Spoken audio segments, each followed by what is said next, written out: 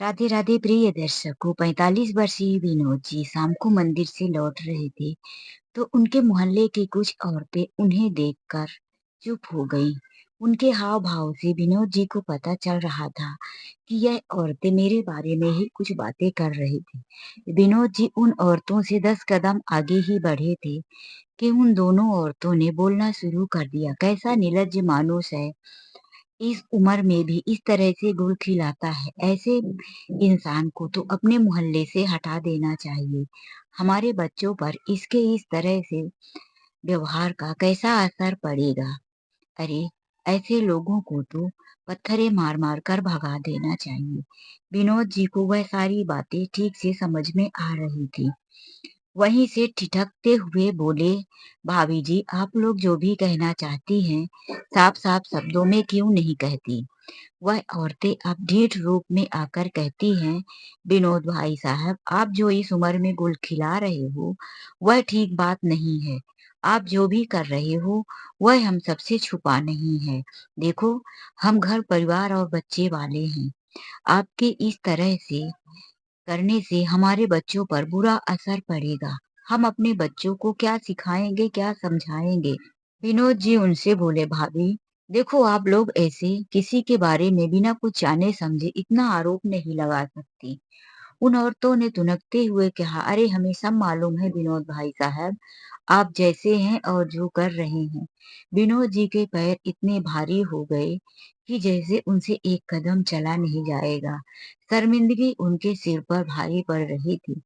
ठंड में भी माथे से पसीना टपकने लगा। विनोद जी बोझिल दिल से अपने घर की तरफ गए। अपनी आरामदायक कुर्सी में बैठकर सोचने लगे। जब वह मात्र 2 साल के थे तो उनकी माँ इस दुनिया से किसी बीमारी की वजह से चल बसी। वह अपने पिता के सहारे रह गए थे। उनके पिता को समाज वालों ने दूसरी शादी के लिए बहुत जोर दिया, लेकिन विनोद जी के पिता ने कोई दूसरा विवाह नहीं किया। अपने बेटे विनोद को सीने से लगाए हुए, गरीबी झेलते हुए उसका पालन पोषण करते रहे। विनोद मात्र 10वीं क्लास में था, तभी उसके पिताजी को भी कोई बीमारी हुई। ज्यादा मेहनत और गरीबी को बर्दाश्त नहीं कर पाए और वह भी इस दुनिया से चले गए। अब तो विनोद का पूरा सहारा छिन गया था। किसके सहारे विनोद रहता, किसके सहारे पड़ता। लास्ट में जब उनके पिताजी बीमार थे तो जाते जाते एक ही शब्द बोल कर गए थे कि बेटा, तेरे मामा और मामी जी ही अब तेरा अंतिम सहारा है। तुम उन्हीं के पास चले जाना। जब विनोद अपने मामा मामी जी के पास रहने गया तो उनके मामा मामी जी ने उन्हें रहने के लिए घर तो दे दिया, लेकिन अपने दिल में जगह कभी नहीं दी। विनोद की मामी विनोद से पूरे दिन घर का काम करवाया करती थी। यह सब देख उनके मामा भी कुछ नहीं बोलते थे।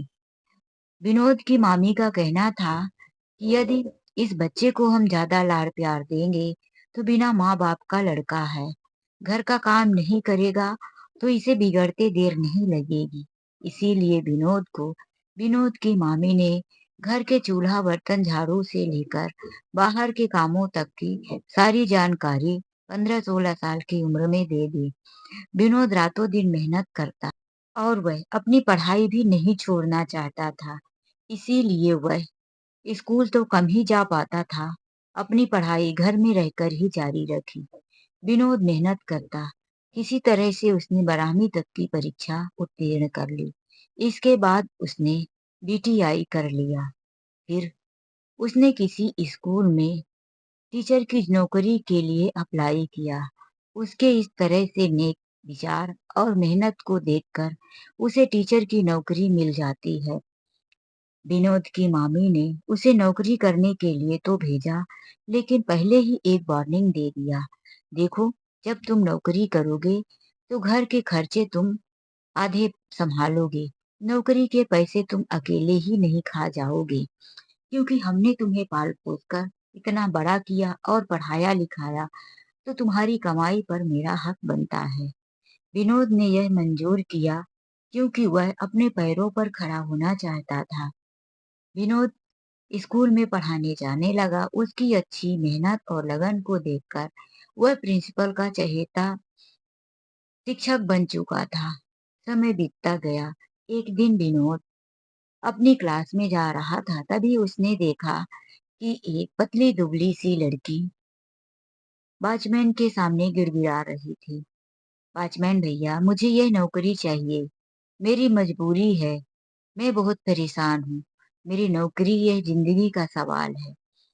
वॉचमैन उसे डांटते हुए बोला, बहन जी, आप जिद जबरदस्ती मत करो। आपके डॉक्यूमेंट्स नहीं है, इसीलिए मैं आपको प्रिंसिपल के पास नहीं भेज सकता। उस लड़की ने कहा, मेरे डॉक्यूमेंट्स तो थे, लेकिन मेरा बैग कहीं गुम गया है। मिलते ही मैं सारे डॉक्यूमेंट्स जमा कर दूंगी। एक बार आप मुझे प्रिंसिपल से मिल तो लेने दीजिए। वॉचमैन ने उन्हें भगा दिया। उस समय पर विनोद मजबूर थे। लड़की के पास कोई डॉक्यूमेंट्स या कोई पेपर भी नहीं था, इसीलिए वह भी कुछ नहीं कर पाए।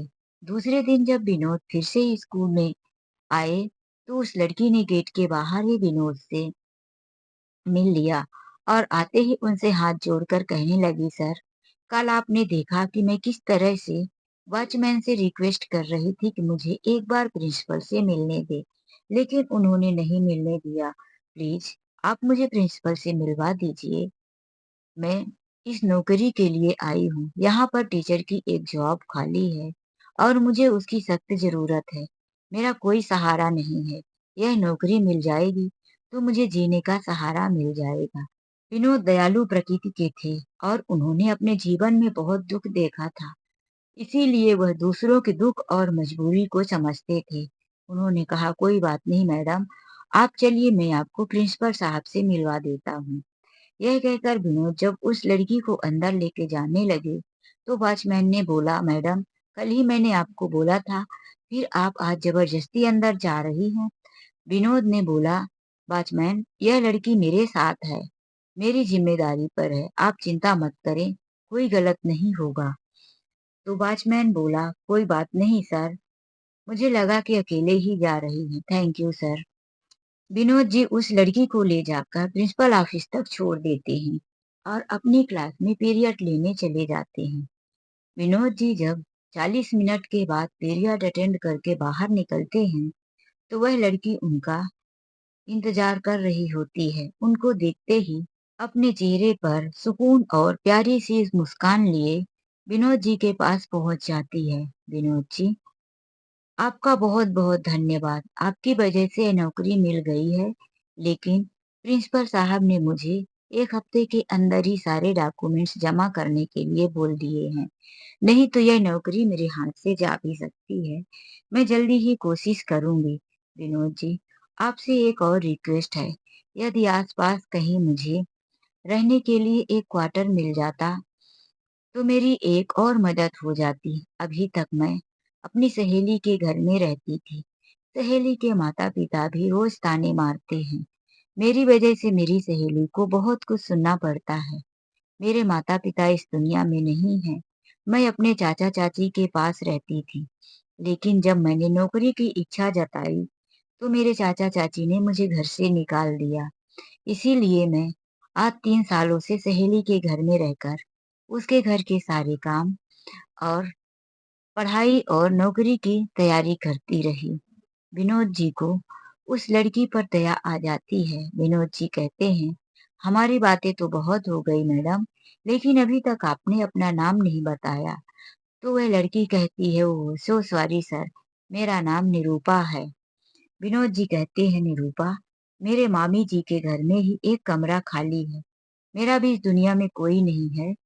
आपके जैसे ही मेरे भी हालात है। मैं अपने मामी जी के घर में रहता हूँ, तो उनसे मैं बात करता हूँ। यदि आपके पास टाइम हो, तो मेरे स्कूल से छूटने के बाद आप आइए और मैं आज ही आपको मामी जी से बात करवा देता हूँ। विनोद जी अपनी क्लास लेते रहे। जब उनके स्कूल से छूटने का टाइम हुआ, तो गेट के बाहर निरूपा खड़ी विनोद जी का इंतजार कर रही थी। विनोद जी को देखते ही वह उनके पास आई और बोली, चलिए सर, मैं आपका ही इंतजार कर रही थी। विनोद जी जब निरूपा को अपनी मामी जी से मिलवाने लेकर गए और बताए, मामी जी, आपका ऊपर वाला कमरा खाली है, तो ये निरूपा जी हैं, इन्होंने अभी अभी मेरे स्कूल में मैडम मतलब टीचर के रूप में ज्वाइन किया है। तो आप इन्हें वह कमरा दे दीजिए। विनोद जी की मामी बोली, कमरा तो हम दे देंगे, लेकिन सारी बातें इन्हें समझा दो विनोद, कि हम किराया एडवांस में लेंगे और हमारे घर में कोई ऐसी वैसी हरकतें नहीं चलेगी, और लाइट बिल पानी बिल अलग से। यदि ये सारी शर्तें मंजूर करती हैं तो जाओ कमरा दिखा दो। मामी कड़क स्वभाव की थी। निरूपा बोली, मेरे पास आंटी जी एडवांस देने के लिए पैसे नहीं हैं। जैसे ही मेरे महीने की तनख्वाह मिलेगी, सबसे पहले मैं लाकर आपको किराया दे दूंगी। मामी गुस्से में बोली, अरे विनोद, जब तुमको पता था कि ये ऐसे ऐसे लोग हैं, तो क्या तुम इन्हें फ्री में मेहरबानी करके मेरे घर पे ठहराने लेकर आए? विनोद बोले, मामी जी भरोसा कीजिए, यह मैडम मेरे ही स्कूल में हैं, यह पैसा दे देंगी। आप इन्हें यह रूम भाड़े पर दे दीजिए, जैसे ही महीना पूजेगा यह आपका किराया दे देंगी। तो नीरू बोली, आंटी मुझे आपकी सारी शर्तें मंजूर है, मैं पानी और लाइट बिल भी अलग से दे दिया करूंगी। कुछ दिनों तक विनोद जी और निरूपा के बीच में हाय हेलो नमस्ते ही थे। वह दोनों एक ही विचार के थे। वह दोनों जब बातें करते, एक दूसरे के साथ अपना दुख शेयर करते, तो ऐसा लगता था कि भगवान ने दोनों को दुख समान रूप से दिया है। दोनों को एक दूसरे के दर्द का रिश्ता होता गया। जहाँ दर्द का रिश्ता होता है, वहाँ दिल से अपनापन होने में ज्यादा देर नहीं लगती। इसीलिए विनोद और निरूपा के बीच में एक अनजाना सा और बहुत ही प्यारा सा रिश्ता हो गया, जो दोस्ती और प्यार से भी कहीं ऊपर था, जिसे कहते हैं एक दूसरे के दर्द को समझने का रिश्ता। एक दिन निरूपा स्कूल नहीं गई। विनोद जी को लगा कि शायद देर से आएंगी, लेकिन जब स्कूल पहुंची ही नहीं, तो शाम को विनोद जी आकर निरूपा के कमरे में गए। दरवाजे पर दस्तक दी। निरूपा अंदर से बोली, दरवाजा खुला है, आ जाइए। जब विनोद जी ने दरवाजा खोला तो देखा निरूपा चादर ओढ़े अपनी चारपाई पर पड़ी थी। वह पास में जाकर बोले, मैडम अभी आप सो रही हैं, आज स्कूल क्यों नहीं आई? निरूपा धीमी आवाज में बोली, सर मेरी तबीयत ठीक नहीं है। मैंने लेटर लिखा था कि आपको आज की छुट्टी का एप्लीकेशन दे दूंगी, लेकिन मेरी इतनी हालात नहीं थी कि मैं नीचे उतरकर आपको यह लेटर दे सकूं। कोई बात नहीं, मैं सर से बात कर लूंगा, लेकिन आपको तो बहुत तेज बुखार है। विनोद जी निरूपा के सिर में हाथ रखते हुए बोले, और फिर उन्होंने अपने जेब से रुमाल निकाला और पानी में भिगोकर निरूपा के सिर में पट्टी रख दिए और तुरंत नीचे उतर गए। वह बुखार उतरने की दवाइयां लेकर गए और निरूपा जी को दे देते हैं। जब निरूपा का बुखार उतरा, वह कुछ ठीक हुई, तो उन्होंने बोला, सर थैंक यू, आपने मेरी इतनी मदद की, वरना एक अनाथ लड़की का कौन इतना सहारा होता है? विनोद जी बोले, जिसका कोई नहीं होता उसका भगवान होता है। मैंने कहाँ आपकी मदद की, मुझे जब भगवान ने भेजा तभी तो मैं आपके घर गया। दोनों के बीच धीरे धीरे दोस्ती बढ़ने लगी, एक दूसरे के ऊपर गहरा विश्वास बढ़ने लगा। विनोद जी के मन में यह ख्याल आने लगा कि शायद इस दुनिया में निरूपा से अच्छा कोई नहीं हो सकता, जो मुझे और मेरे दुख दर्दों को समझ पाएगा। विनोद जी निरूपा से प्यार करने लगे थे, लेकिन अभी वह निरूपा से कहने के लायक नहीं थी। निरूपा देख रही थी कि विनोद जी अपने मामी के घर में रहकर ही और उनके घर के सारे काम करते हुए स्कूल में पढ़ाने जाते हैं। यहाँ तक कि विनोद जी की जो तनख्वाह मिलती थी, उस पर भी विनोद जी का अधिकार नहीं था। इसीलिए विनोद जी ने स्कूल के अलावा एक अलग से कोचिंग सेंटर भी डाल दिया। अब उनकी एक्स्ट्रा आमदनी आने लगी थी। विनोद जी निरूपा का केयर और उनकी देख रेख करते करते ना जाने कब निरूपा का दिल जीत लिए। निरूपा अब विनोद जी के साथ ही जीवन बिताना चाहती थी। दोनों ने एक दूसरे को अपने दिल की बात बताई, लेकिन इससे पहले मोहल्ले वालों को पता चल गया कि विनोद ने जिस लड़की को अपने घर में ठहरा रखा है, उसी लड़की के साथ उसका गलत चक्कर चल रहा है। मोहल्ले में बदनामी होने की वजह से विनोद जी की मामी ने निरूपा को अपने घर से निकाल देने का फैसला कर लिया। इस बीच न जाने कैसे निरूपा के चाचा और चाची को यह पता लग गया कि उसने नौकरी कर लिया है और किराए से कमरे लेकर रह रही है। तो उसके चाचा चाची एक दिन पहुंच गए और विनोद जी के मामी से बातें करने लगे। दोनों एक जैसे ठहरे। विनोद की मामी ने बहुत भला बुरा कहा। उसने कहा कि अपनी इस भतीजी को मेरे घर से लेकर जाओ, वरना हम पुलिस में कंप्लेन कर देंगे। हमारे जवान भांजे पर डोरे डालती है। हम अपने भांजे की शादी अपनी बहन की लड़की से करवाएंगे। अपनी यहाँ से निरूपा को जल्दी से जल्दी लेकर जाओ। उधर निरूपा के चाचा चाची ने आधी उम्र के लड़के के साथ शादी फिट कर दिया था, जो कि शराबी और जुआरी था, लेकिन धन दौलत और जगह जमीन से काफी अमीर था। इसीलिए वह निरूपा को ढूंढ रहे थे, क्योंकि निरूपा के शादी के बदले उन्हें बहुत सारे पैसे मिलने वाले थे। उस नशेड़ी लड़के की अभी तक शादी नहीं हुई थी। इसीलिए निरूपा के चाचा चाची जल्दी ले जाकर निरूपा की शादी उस आधी उम्र के लड़के के साथ यह कहकर करवा देते हैं कि तेरी वजह से पूरे मोहल्ले में कितनी बदनामी हो रही है। तू नौकरी करने गई थी कि हमारी नाक कटाने? तेरे माता पिता मरते वक्त हमें एक ही बात बोलकर गए थे कि हमारी बेटी का ध्यान रखना। निरूपा के माता पिता एक एक्सीडेंट में मारे गए थे। निरूपा छोटी थी, वह अपने चाचा चाची के पास थी। इसीलिए जब अंतिम समय में निरूपा के माता और पिता यही बोलकर गए थे, उसी का गलत फायदा उठा रही थी निरूपा के चाची और चाचा। जबरदस्ती में निरूपा की शादी उस आधी उम्र के शराबी के साथ हो जाती है। निरूपा जब अपने ससुराल जाती है, उसकी नौकरी तो छूट ही जाती है, लेकिन उसका पति रोज शराब पीकर आता है। घर में एक जेठानी रहती है, जो उसे पति से ज्यादा परेशान करती है। सास ससुर घर में थे नहीं, जेठानी ही घर की मालकिन थी। इसी बीच शादी को साल भर हो गए और निरूपा ने एक बच्ची को जन्म दिया। बच्ची के जन्म होने के बाद निरूपा उस बेटी में अपनी सारी दुनिया ढूंढने लगी। उसकी किस्मत में तो कुछ और ही लिखा था। उसके पति की ज्यादा शराब पीने की वजह से किडनी दोनों खराब हो गई थी। सीने में हमेशा दर्द रहने लगा था। तबीयत ज्यादा खराब हुई और वह एक दिन इस दुनिया को छोड़कर चले गए। निरूपा ने सोचा कि मैं इसी घर में अपने जेठ जेठानी की सेवा करते हुए अपनी बच्ची का पालन पोषण करूंगी। लेकिन 13वीं के बाद ही निरूपा के ऊपर एक और भी पहाड़ टूट पड़ा। उसकी जेठानी ने एग्रीमेंट का पेपर लाकर दिखाते हुए बोला कि ये देख, यह सारा घर जमीन प्रॉपर्टी ससुर जी मेरे नाम कर गए थे, क्योंकि उनका ये लड़का बहुत शराबी था। इसीलिए सब कुछ यह हम दोनों पति पत्नी के नाम पर है। अब इस घर में तेरा कोई ठिकाना नहीं है। निरूपा अपनी 6 महीने की बच्ची को लेकर कहाँ जाए? वह अब तो सड़क पर आ चुकी थी। मामा मामी ने पहले ही पैसे लेकर उसे बेच दिया था। अब उसके साथ उनका कोई रिश्ता नहीं था। यह बात उन्होंने विदाई करते समय ही बोल दिया था कि अब हमारी जिम्मेदारी खत्म। अब तू अपनी घर गृहस्थी खुद ही संभालना। कभी उलटकर मेरे घर की तरफ मत आना।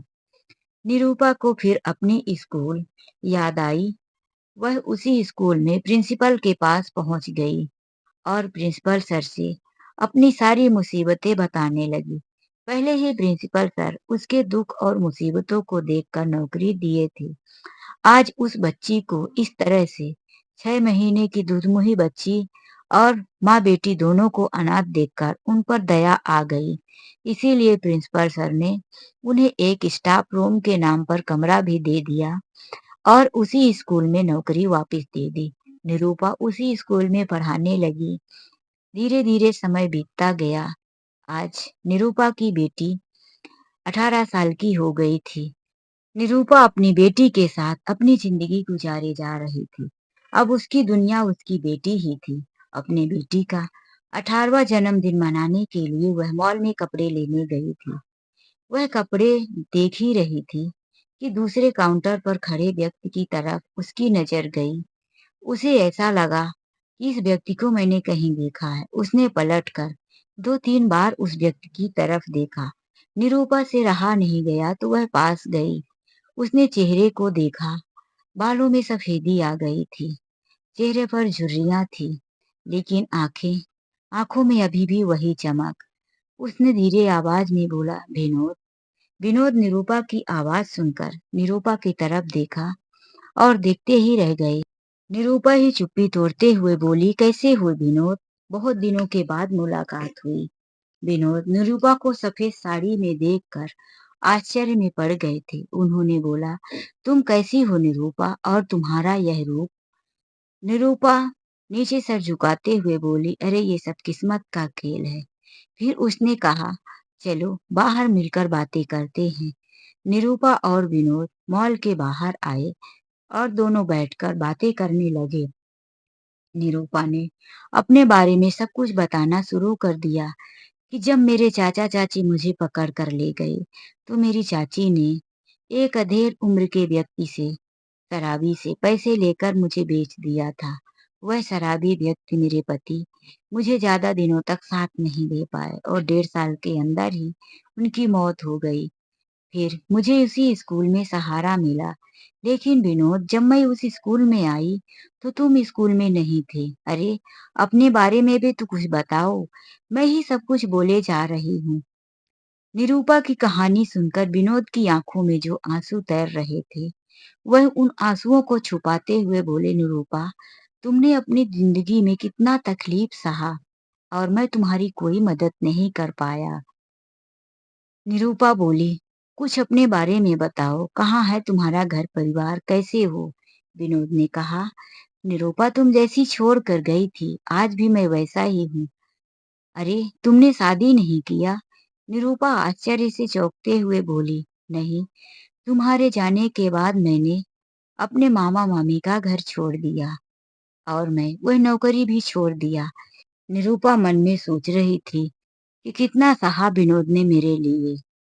निरूपा जब घर जा रही थी, आज उसके दिल में उथल-पुथल, उसके मन में बेचैनी। बेटी का जन्मदिन मनाने के लिए जिस खुशी को लेकर मॉल में वह कपड़े लेने गई थी, लौटते वक्त वह खुशी उसके चेहरे में नहीं थी। घर आकर जब उसने अपनी बेटी चंचल को कपड़े दिए, उसका मन उदास था। चंचल ने पूछा, "माँ, ज्यादा महंगे कपड़े ले लिए क्या?" "माँ, क्या जरूरत थी इतना खर्च करने की, जो बजट आप नहीं संभाल पाओगी?" "अरे नहीं बेटा, बजट की कोई बात नहीं, बस ऐसे ही।" चंचल समझ रही थी कि कोई न कोई बात तो जरूर है।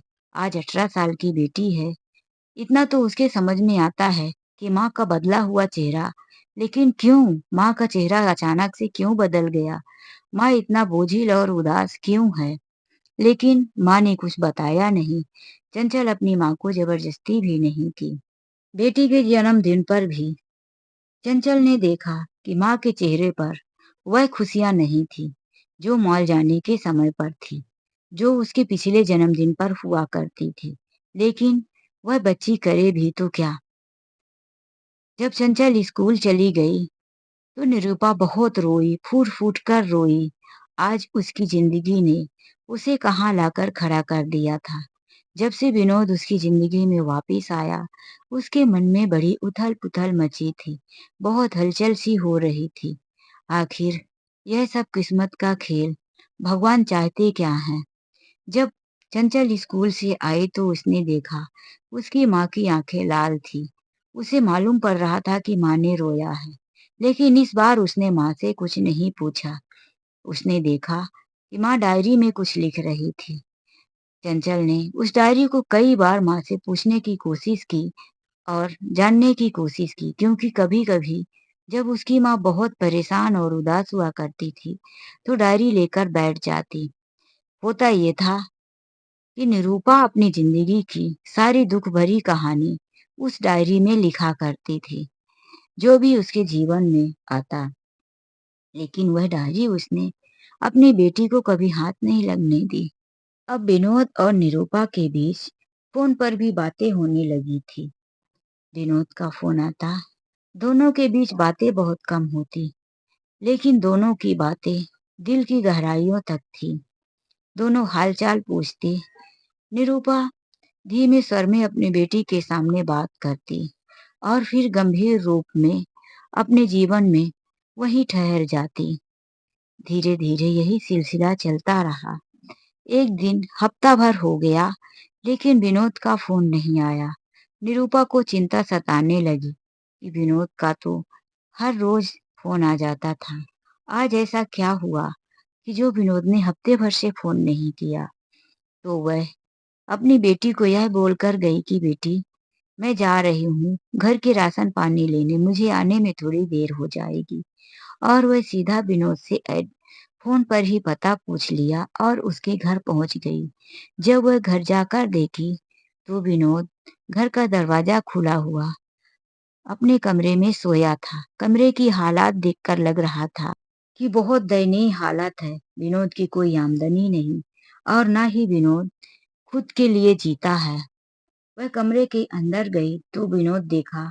अरे निरूपा, तुम, मेरी इतनी भी तबीयत खराब नहीं है जो तुम मुझे देखने आ गई। वह उठने की कोशिश करने लगा। निरूपा बोली, लेटे रहो विनोद।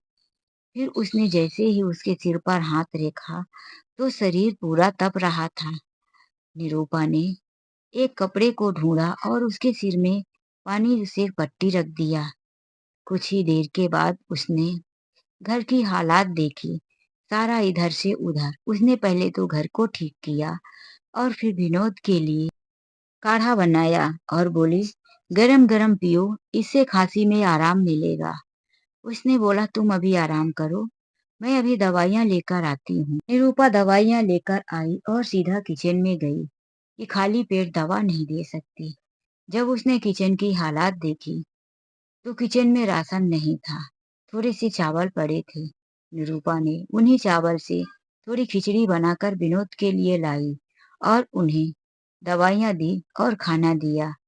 विनोद ने दवाइयाँ और खाना खाकर थोड़ा सा राहत महसूस किया। फिर निरूपा पूछने लगी, विनोद, यह जिंदगी जीने का कौन सा तरीका है? क्या तुम इतने बूढ़े हो गए हो जो खुद के लिए कमा नहीं सकते? देखो तुम्हारे घर की हालत कितनी बुरी है। विनोद बोला, निरूपा, आज से पहले जीना कौन चाहता था? मैं तो खुद जीना भी नहीं चाहता, लेकिन मौत है कि आती नहीं। लेकिन निरूपा, मैं तुमसे एक बात कहना चाहता हूँ। क्या हम दोनों एक दूसरे की जिंदगी का सहारा नहीं बन सकते? क्या हम दोनों एक दूसरे से बिछड़ कर वापिस नहीं मिल सकते? विनोद के मुंह से ये बातें सुनकर निरूपा के चेहरे पर डर और घबराहट सी फैल गई। मन ही मन में उसके उथल पुथल होने लगी। कैसे अपनी बेटी के सामने बताएगी? समाज को क्या कहेगी?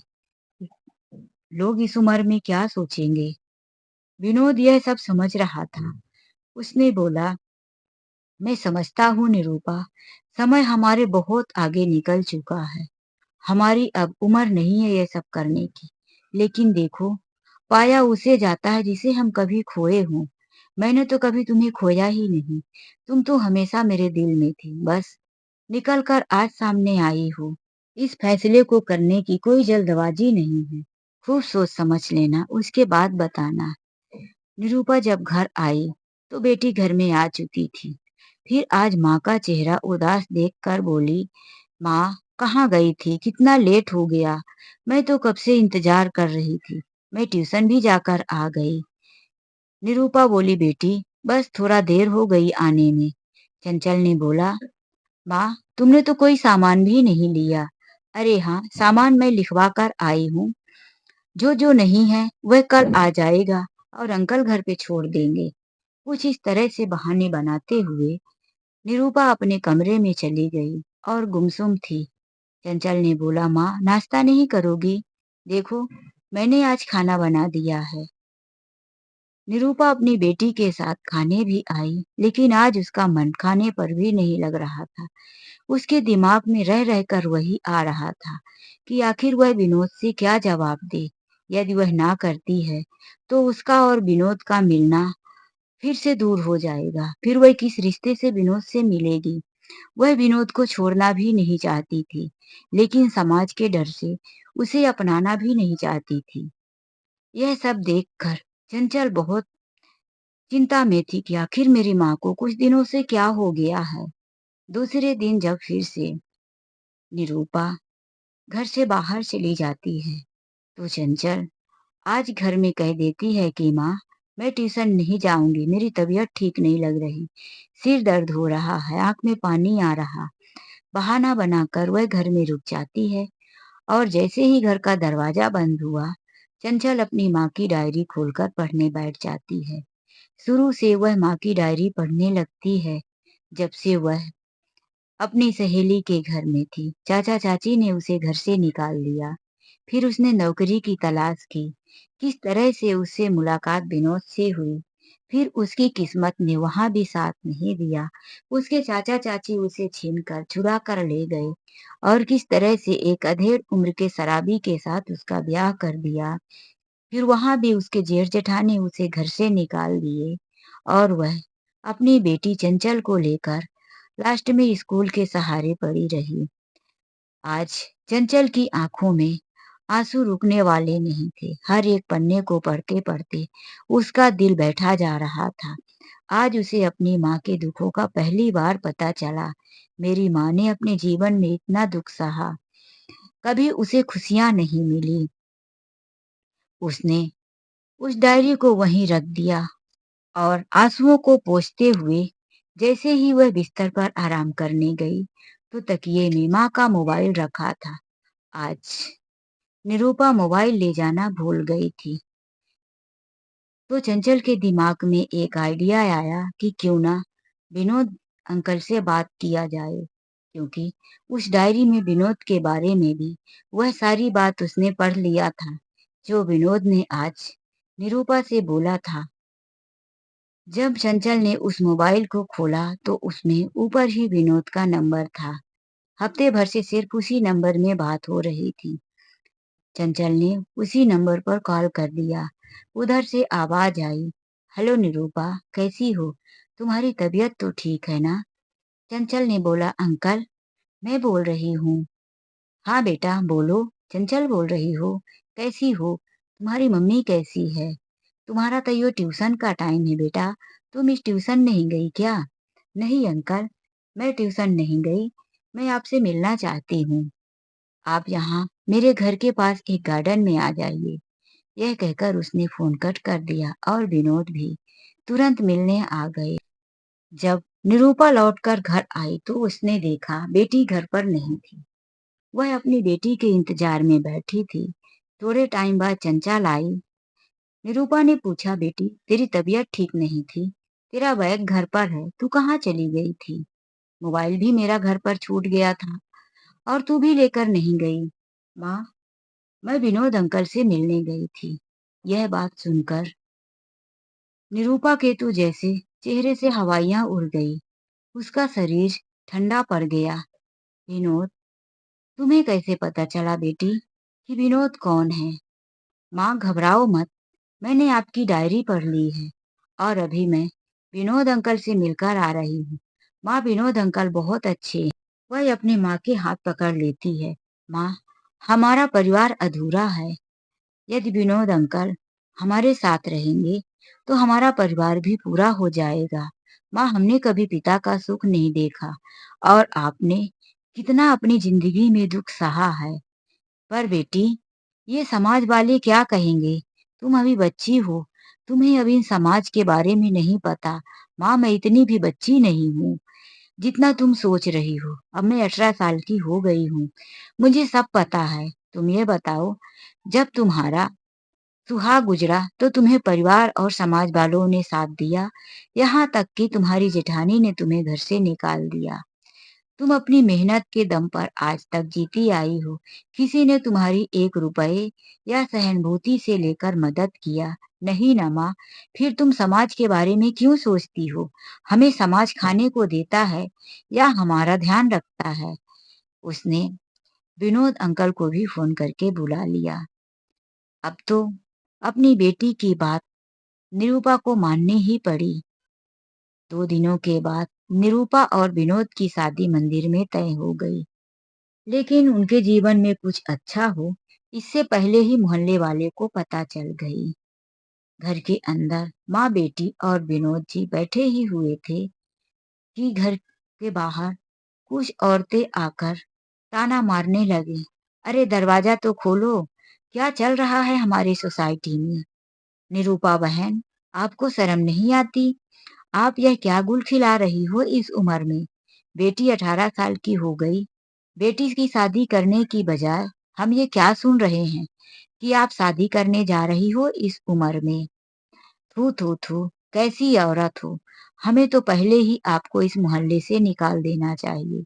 आपका चरित्र ऐसा था, इसीलिए तो आपके ससुराल वाले आपको घर से निकाले थे। निरूपा ने बोला, आप लोग ये कैसी बातें कर रही हो? आप लोगों को यहाँ किसने बुलाया? यहाँ से चले जाओ। तो मोहल्ले वाली औरतें कहने लगी, हम क्यों चले जाएं? मोहल्ला छोड़कर तो आपको जाना पड़ेगा। कल के कल यह मोहल्ला छोड़कर यहाँ से चली जाना। तो पीछे से कड़कती हुई आवाज आई, अरे हम भी देखते हैं कि कौन हमें इस घर से निकालता है। आप लोग होते कौन हो निकालने वाले? चंचल की जोर से आवाज आई और चंचल अपनी माँ के सामने आकर खड़ी हो गई। उसने बोला, किसकी हिम्मत है हमें इस घर से निकालने की? मैं पूछती हूँ, जब मेरी माँ विधवा हुई थी तो किसने मेरी माँ की मदद किया था? किसी ने मेरी माँ को रहने के लिए घर दिया, खाने के लिए रोटी दिया, पहनने के लिए कपड़ा दिया? किसी ने नहीं ना। यदि मेरी माँ पढ़ी लिखी नहीं होती और उसे स्कूल में नौकरी नहीं मिलती, तो आज मेरी माँ ना जाने किस हालात में होती। कभी समाज ने आकर पूछा कि नन्ही सी बेटी लेकर अकेली घर में रहती हो, तुम्हारे घर में खाने को है, पहनने को है कि नहीं, घर का किराया भरा है कि नहीं? और आज समाज के ठेकेदार बनकर हमारी किस्मत का फैसला करने आए। कौन होते हो आप लोग इस तरह का फैसला करने का? कल को मेरी माँ मुझे शादी करके दूसरे के घर भेज देगी, तो फिर उसका ध्यान रखने के लिए कौन आएगा? बताओ, कोई है जो मेरी माँ से पूछने आएगा कि उसने आज कुछ खाया कि नहीं? जब मैं कॉलेज चली जाती हूँ, दिन भर घर पे नहीं रहती, तो मेरी माँ अपने लिए कुछ नहीं बनाती, पूरा दिन भूखी रहती है। जिस दिन मैं यह बोल देती हूँ कि माँ मुझे भूख नहीं है, तो मेरी माँ खुद कह देती है कि भूख तो मुझे भी नहीं है, बस मैं तो तेरे लिए ही खाना बना रही थी। फिर मेरे ना रहने के बाद वह किसके लिए घर में खाना बनाएगी? तब तुम लोग मेरी माँ की सेवा करने आओगे। यह चंचल की बातें सुनकर सबके मुंह में ताला लग गया था। सब धीरे धीरे पीछे सरकने लगे थे। तभी वहां एक बूढ़ी औरत भीड़ को चीरते हुए आगे आई और बोली, बेटी चंचल, तुमने बहुत अच्छा जवाब दिया इन लोगों को। यह लोग इसी के लायक हैं। मैं बूढ़ी औरत, मेरा इस दुनिया में कोई नहीं है, तो यह आते जाते मेरी बुराई कर कर जाते हैं। कितनी गंदी बुढ़िया है, कभी नहाती नहीं है, घर साफ नहीं रखती, ना जाने कैसे इस घर में रहकर खा लेती है। लेकिन मैं कितना भी बीमार रहूं, मुझसे उठा ना जाए, कोई आकर यह नहीं पूछता कि अरे बुढ़िया, तूने एक रोटी खाया कि नहीं? आए बड़े समाज के ठेकेदार, किसी की जिंदगी का फैसला करने वाले। सब लोग सन्नाटे में थे। पीछे से किसी ने कहा, बिटिया ठीक ही कह रही है, कल उसकी माँ का सहारा कौन होगा? फिर सारी औरतों ने हाँ हाँ, ठीक तो कह रही है, धीरे धीरे चंचल की बातों का समर्थन देना शुरू कर दिए। लेकिन कुछ ही पल के बाद वहां का माहौल बदल गया। जो आए थे उन्हें घर से निकालने, वही अब सब चंचल और उसकी माँ को आशीर्वाद देने लगे, चंचल की बातों का समर्थन करने लगे। और कुछ ही पल के बाद वहां से सब लोग चले गए। फिर 2 दिन के बाद मंदिर में साधारण रूप से विनोद और निरूपा की शादी हो जाती है। जो विनोद अपनी जिंदगी को खत्म करना चाहता था, वही विनोद अब अपनी जिंदगी से प्यार करने लगे। उन्हें अब एक परिवार मिल गया था, बेटी मिल गई थी, उनका प्यार मिल गया था। उन्होंने फिर से अपने लिए नौकरी ढूंढ ली। पति पत्नी दोनों नौकरी पर जाते। हालांकि विनोद ने कहा कि अब निरूपा तुम नौकरी मत करो, मैं कमा लूंगा और अपने परिवार का खर्च चलाऊंगा। लेकिन निरूपा ने कहा कि मैं पूरी जिंदगी काम करते आई हूँ, तो मुझसे बैठा नहीं जाएगा। बुराई क्या है, हम दोनों मिलकर अपनी जिंदगी को चलाएंगे। दोनों पति पत्नी मिलकर अपनी घर गृहस्थी को चलाने लगे। आज चंचल भी बहुत खुश थी। उसे माता और पिता का प्यार 20 सालों के बाद मिल रहा था। उसने भी अपनी जिंदगी में सब कुछ पा लिया था। तो दोस्तों, अब निरूपा और विनोद का परिवार एक खुशहाल परिवार की तरह चल रहा था। तो यह कहानी आप लोगों को कैसी लगी? लाइक और कमेंट करके ज़रूर बताएं। कहानी अच्छी लगी हो तो वीडियो को लाइक करना बिल्कुल मत भूलना। चैनल में नए हैं, पहली बार आए हैं तो जाने से पहले प्लीज़ चैनल को सब्सक्राइब करना मत भूलना। चलिए मिलते हैं ऐसी एक अच्छी सी कहानी के साथ। आज के लिए बस इतना ही। राधे राधे, जय श्री कृष्णा।